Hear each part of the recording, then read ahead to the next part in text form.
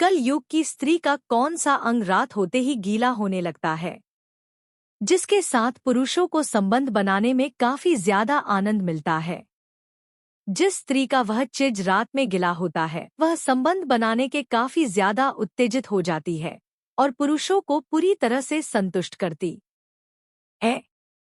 दोस्तों, साथ ही एक कथा के माध्यम से यह भी बताएंगे कि किन प्रकार के लोगों को घर पर कभी नहीं बुलाना चाहिए, क्योंकि वे सदैव आपका सर्वनाश ही करेंगे और आपके साथ रहकर छल कपट करेंगे और आपके साथ रहकर आपकी ही पत्नी से शारीरिक संबंध बनाएंगे। दोस्तों, आज के युग में आप लोगों के साथ चाहे जितना ही अच्छा क्यों न कर दें, परंतु वह सदैव आपको कष्ट ही देते हैं और आपका साथ छोड़कर चले जाते हैं। तो दोस्तों, वह कौन से लोग हैं जो आपके साथ छल कपट करते हैं, आपको आज इस वीडियो में पता चलेगा। दोस्तों, आप लोग भूलकर ऐसे लोगों को अपने घर मत लाना, वरना बहुत पछताना पड़ेगा। क्योंकि जिसके अंदर वासना भरी होती है वह यह नहीं देखता कि सामने वाले का रिश्ता क्या है। वह व्यक्ति वासना में अंधा होकर जो नहीं करना चाहिए वह कर देता है। दोस्तों, आज हम आपको इस वीडियो में एक कथा के माध्यम से बताएंगे कि ऐसे कौन से लोग हैं जिनको भूल कर भी अपने घर में कभी नहीं बुलाना चाहिए, और साथ ही साथ आपको यह भी बताएंगे कि स्त्री का कौन सा अंग रात होते ही गिला होने लगता है।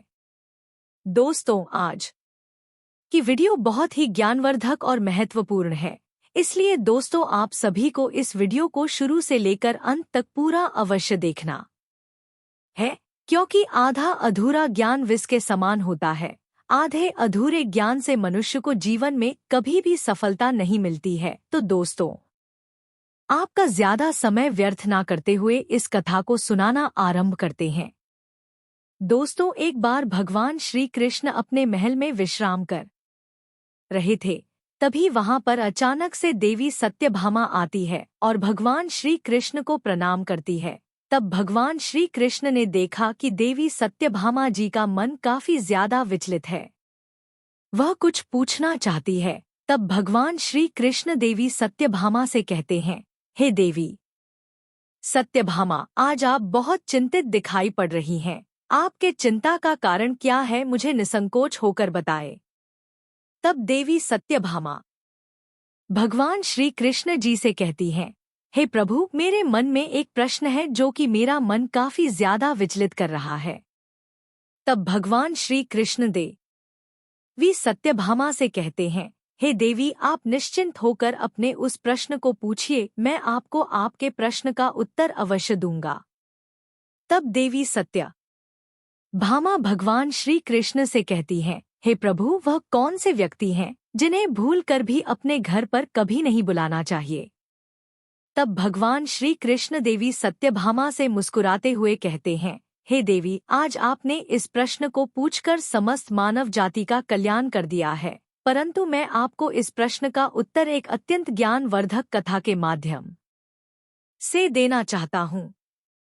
परंतु आपको इस कथा को शुरू से लेकर अंत तक पूरा सच्चे मन से सुनना होगा। तब देवी सत्यभामा भगवान श्री कृष्ण से कहती है, हे प्रभु, मैं आपको विश्वास दिलाती हूँ कि मैं इस कथा को शुरू से लेकर अंत तक पूरा सुनूंगी। तब भगवान श्री कृष्ण कहते हैं, हे देवी सत्यभामा, किसी नगर में एक धनवान सेठ रहता था। उसका नाम मनमोहन था। उस सेठ के 3 पुत्र थे। मनमोहन के दोनों बेटे तो काफी बुद्धिमान और चालाक थे, किंतु उसका जो छोटा बेटा था वह कुछ मंद बुद्धि का था। लेकिन मनमोहन के छोटे बेटे के अंदर एक विशेषता थी कि वह जितना ही कम बुद्धि वाला था उतना ही उसका शरीर बलशाली था। एक दिन मनमोहन अपने बेटों के बारे में सोच रहा था, तभी मनमोहन सेठ के दिमाग में एक विचार आया कि मेरे दोनों बेटे काफी बुद्धिमान और चालाक हैं। वह अपना जीवन यापन किसी न किसी तरह से कर सकते हैं, लेकिन मेरा छोटा बेटा कम बुद्धि वाला है। इसकी जीविका के लिए मुझे चिंता हो रही है। फिर उसके मन में काफी सोच विचार के बाद एक विचार आया। उसने सोचा, क्यों ना मैं अपने इस छोटे पुत्र को पहलवानी सिखा दूं। वैसे भी इसका शरीर देखने में पहलवानों जैसा है। अब उसने अपने छोटे पुत्र को पहलवानी करवाना शुरू कर दिया। उसे बहुत अच्छी अच्छी पहलवानों वाली खुराक मिलने लगी। कुछ ही दिनों बाद मनमोहन सेठ का छोटा पुत्र बहुत ही ताकतवर हो गया। वह प्रतिदिन व्यायाम करता था, दौड़ लगाता और पहलवानी के जो गुण थे उन्हें सीखता रहता था। वह हर दिन नए नए कलाएं सीखता था। इस प्रकार धीरे धीरे समय निकलता गया। कुछ दिनों बाद मनमोहन सेठ ने अपने दोनों बड़े पुत्रों का विवाह कर दिया। जब मोहन सेठ के पुत्रों का विवाह हो गया तो दोनों पुत्रों की जो स्त्रियां थी वह भी सेठ के छोटे बेटे से दिन रात जलने लगी थी और मन में सोचने लगी कि यह छोटा वाला देवर कुछ काम धंधा तो करता नहीं है, पूरे दिन पहलवानी करता रहता है और अच्छी अच्छी चीजें खाते रहता है, और हम और हमारे पति सारा दिन काम धंधे में लगे रहते हैं और यह बैठे बैठे मौज उड़ाता है। फिर उन दोनों भाइयों ने अलग होने की योजना बनाई और मनमोहन सेठ से प्रतिदिन लड़ाई करने लगे। ये सब देखकर मनमोहन सेठ ने सोचा कि अब मुझे अपने छोटे पुत्र का भी विवाह कर देना चाहिए। यही सोचकर उस मनमोहन सेठ ने पड़ोसी गांव से छोटे बेटे के लिए रिश्ता तय कर दिया। मनमोहन सेठ की छोटी बहू बड़ी सुंदर और विद्वान थी। उस पहलवान की पत्नी इतनी सुंदर थी कि उसके जैसा पूरे नगर में कोई नहीं था। उसे कई तरह की विद्याओं का भी ज्ञान था। अब विवाह होने के बाद तीनों पुत्रों को मनमोहन सेठ ने अलग अलग कर दिया ताकि घर में किसी बात को लेकर विवाद ना हो। जब दोनों बेटे अलग अलग हो गए तो मनमोहन सेठ के दो बड़े बेटे काफी बुद्धिमान और होशियार थे। वह दोनों अपना व्यापार करने लगे और अच्छी तरह से कमाने खाने लगे। वह हर काम जानते थे, इसलिए उनका समय बहुत अच्छे से चल रहा था। परंतु जो पहलवान था उसको पहलवानी के अतिरिक्त और कुछ नहीं आता था। उसे तो बस एक ही चीज आती थी, अच्छा खाना और प्रतिदिन पहलवानी करना। धीरे धीरे उसके घर का अनाज खत्म हो गया और बहुत जल्दी ही उसके घर में गरीबी आने लगी। उसकी पत्नी उसे काम करने के लिए भेजने लगी और दिन रात अपने पति से लड़ने लगी और कहती है, हे स्वामी, तुम कोई काम क्यों नहीं करते हो? दिन भर खाली पड़े रहते हो, खाने को अच्छा अच्छा चाहिए, इस तरह से हमारा गुजारा कैसे होगा? अब तो दोनों पति पत्नी के बीच लड़ाई झगड़े होने लगे। फिर एक दिन पहलवान की पत्नी अपने पति से कहती है, हे स्वामी, आप ऐसा करो, इस नगर के राजा के पास जाओ और राजा से कहना कि मुझे नौकरी दे दो। तो पहलवान कहने लगा कि यह तुम क्या कह रही हो? मैं तो कोई काम ही नहीं जानता हूँ, केवल कुश्ती लड़ सकता हूँ, और पहलवान को रख कर वे क्या करेंगे? मैं तो केवल भोजन कर सकता हूँ और कोई काम तो मुझे आता ही नहीं है। तो राजा के यहाँ मुझे नौकरी कैसे मिल जाएगी?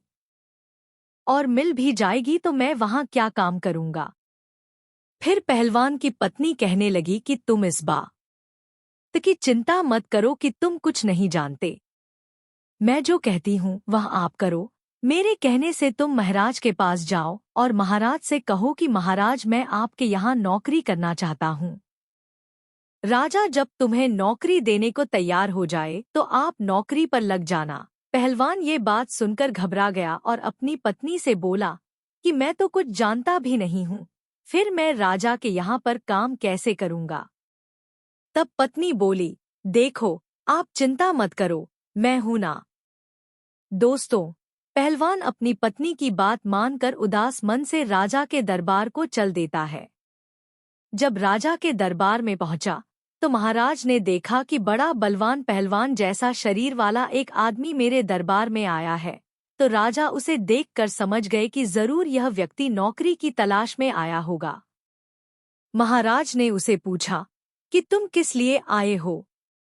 तो वह कहने लगा कि महाराज, मुझे नौकरी चाहिए। राजा ने पूछा, अच्छा ठीक है, तुम्हें कैसी नौकरी चाहिए बताओ, हमारे लिए आप कौन सा काम करोगे? तब वह पहलवान कहता है, महाराज, जो काम आपसे नहीं होगा, जो काम आपकी सेना से नहीं होगा, किसी मंत्री से नहीं होगा, वह काम मैं करूँगा।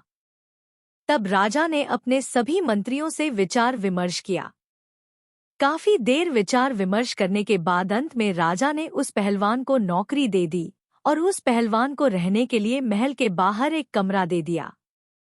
और राजा ने कहा, जब भी ऐसा कोई का माँ आएगा जो मेरे मंत्रियों और मेरी सेना से नहीं होगा, तो तुम्हें खबर भेजकर बुलवा लिया जाएगा। फिर वह पहलवान खुशी से भागते हुए अपने घर आता है और अपनी पत्नी को यह खबर देता है कि राजा ने उसे अपने यहाँ नौकरी पर रख लिया है। यह सुनकर उसकी पत्नी बहुत खुश होती है। दोस्तों, फिर वह पहलवान राजा के दिए हुए शाही कमरे में रहने लगा। अब तो वह पहलवान बड़े ही आराम से उस राजसी महल में रहने लगा। प्रतिदिन पहलवानी करता था, खूब खाता पीता और बगीचे में घूमता था और आराम से सो जाता था। धीरे धीरे यूं ही समय बीतता गया। एक दिन राजा और उसका महामंत्री पहलवान से कहते हैं कि आज तुम हमें अपने घर लेकर चलो, हम देखना चाहते हैं कि तुम्हारा घर कैसा है। अब वह पहलवान राजा की बात को टाल भी नहीं सकता था। उसने महाराज की बात मानकर महामंत्री और राजा को लेकर अपने घर की ओर चल देता है। वह पहलवान राजा और महामंत्री को अपने घर लेकर आ जाता है। पहलवान की पत्नी देखने में बड़ी सुंदर और सुशील थी। राजा की नज़र जैसे ही पहलवान की पत्नी पर पड़ी, पहलवान की पत्नी को देखकर राजा उस पर मोहित हो गया, क्योंकि पहलवान की पत्नी इतनी ज्यादा सुंदर थी कि राजा की जितनी भी रानियां थी वे सभी उसके सामने कुछ नहीं थी। राजा यह देखकर आश्चर्य में पड़ गया। उसके बाद महाराज और महामंत्री वापस चले आए। अब राजा महामंत्री से कहने लगा कि महामंत्री, इस पहलवान की पत्नी कितनी सुंदर है, हमारी रानियां भी इतनी सुंदर नहीं है। महामंत्री ने कहा, हाँ महाराज, सुंदर तो है, परंतु क्या किया जाए, यह तो अपने अपने भाग्य की बात है। दोस्तों, फिर उस राजा ने महामंत्री से कहा, महामंत्री, मुझे यह बताओ कि हम इसकी पत्नी को पाना चाहते हैं, किस तरह से हम इसकी पत्नी को अपनी पत्नी बना सकते हैं, हमें क्या करना चाहिए। उस धूर्त राजा ने पहलवान की पत्नी को अपना बनाने के लिए षड्यंत्र रचना शुरू कर दिया। फिर राजा और महामंत्री सोचने लगे कैसे पहलवान की पत्नी को महल में लाया जाए। अब तो राजा और महामंत्री उसी दिन से पहलवान की पत्नी को हड़पने का षड्यंत्र रचने लगे। धीरे धीरे कुछ समय और बीत जाता है। इधर राजा की एक रानी जो बीमार पड़ जाती है। जब रानी बीमार हुई तो राजा ने उसका इलाज बड़े बड़े वैद्य हकीम से करवाया, किंतु उसे थोड़ा भी आराम नहीं मिला। उसकी बीमारी बढ़ती ही गई।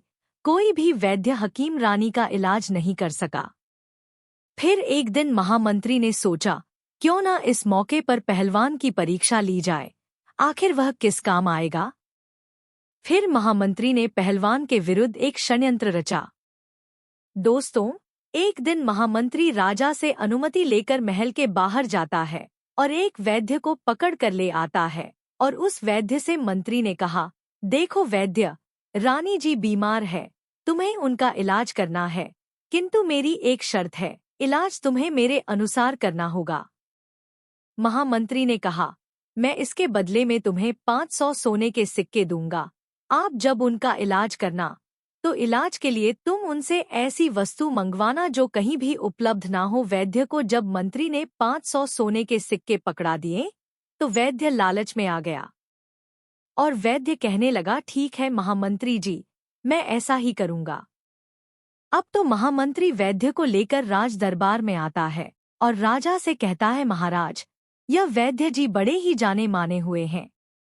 महाराज बोले, यह तो बड़ी ही प्रसन्नता की बात है। राजा ने तुरंत आदेश दिया कि वैद्य को महारानी के पास ले जाया जाए। राजा का आदेश पाकर महामंत्री वैद्य को साथ लेकर महारानी के पास जाते हैं।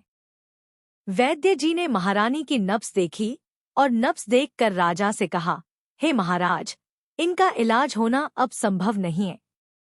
राजा एकदम घबरा गया, कहने लगा, क्यों वैद्य जी, क्या बात है। वैद्य ने कहा, हे राजन, महारानी को सिर्फ एक ही वस्तु ठीक कर सकती है। राजा कहने लगा, बताओ वह कौन सी चीज है। तब वैद्य बोला, महाराज, वह वस्तु बड़ी ही दुर्लभ है, इतनी आसानी से नहीं मिल सकती। राजा बोले, कि आप बताओ तो सही, मैं उस वस्तु को कुछ भी करके ढूंढ कर लाऊंगा। तब वैद्य ने बताया कि महाराज, यदि आप हरिता की जड़ी बूटी मंगवा दो तो आपकी रानजी ठीक हो सकती है। हरिता की जड़ी बूटी को पीस कर उसे महारानी को पिलाया जाए तो महारानी बहुत जल्दी स्वस्थ हो जाएंगी। वैद्य की बात सुनकर के राजा मन में विचार करने के बाद वैद्य से कहा, अवश्य हम उस हरिता की जड़ी बूटी को मंगाएंगे। फिर राजा ने पूछा, वैद्य जी, यह जड़ी बूटी कहाँ मिलेगी? तो वैद्य ने कहा, महाराज, यह जड़ी बूटी यहाँ से 100 कोस दूरी पर हिमालय के जंगलों में मिलती है। फिर महाराज ने अपने समस्त सभासदों, महामंत्रियों और सेनापतियों को बुलाया और उनसे कहा कि कोई भी ऐसा योद्धा है जो हरीत की जड़ी बूटी ला सके। यह बात सुनकर के कुछ सभासद कहने लगे, महाराज, यह हरीत की जड़ी बूटी कैसी होती है? हमने आज तक तो यह नाम ही नहीं सुना है। राजा कहने लगे, यह कोई एक जड़ी बूटी है जो हिमालय के घने जंगलों में मिलती है। राजा की यह बात सुनकर के संपूर्ण दरबारी मौन हो गए, क्योंकि जिस हरीत की जड़ी बूटी की बात राजा कर रहे थे आज तक किसी ने उस जड़ी बूटी को नहीं देखा था। अब तो राजा उन्हें चुपचाप देखकर महामंत्री से कहने लगे कि महामंत्री, ऐसे तो काम नहीं चलेगा। महारानी को बचाने के लिए हमें वह जड़ी बूटी लानी ही होगी। महामंत्री कहने लगा, महाराज, चिंता करने की कोई बात नहीं है। यही मौका है उस पहलवान की परीक्षा का जो हमारे यहाँ वर्षों से केवल बैठे बैठे तनख्वाह ले रहा है। वह किस दिन काम आएगा? क्यों ना हरिता की जड़ी बूटी उसी से मंगाया जाए। अगर वह ले आता है तो महारानी बच जाएगी, अगर वह मर जाता है तो और भी अच्छी बात है, उसकी पत्नी फिर आपकी हो जाएगी। आप उसे राजमहल में ले आना। राजा की नियत तो पहले से ही पहलवान की पत्नी पर थी।